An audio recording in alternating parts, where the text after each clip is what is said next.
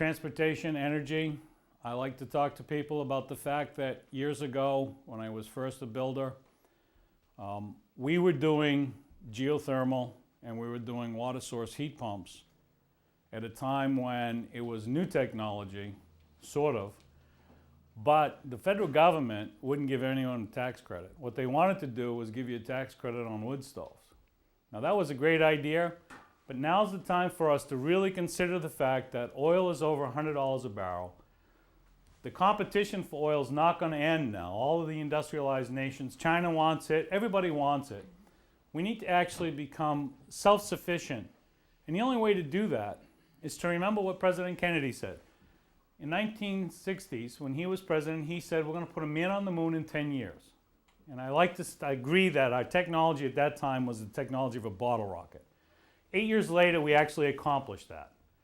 If we actually put our minds to it in this country and said, okay, we're going to create the market for alternative sources, and we're going to create it because we, the federal government, and we, the state governments, are going to be the first buyers of your product. We're willing to put our money where our mouth is.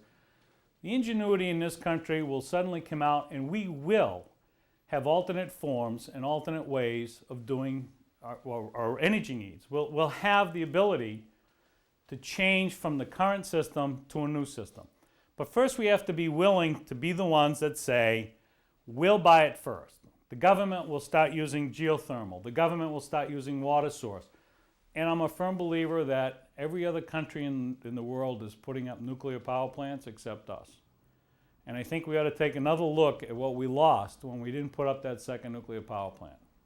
We need to find something other than oil to continue our way of life.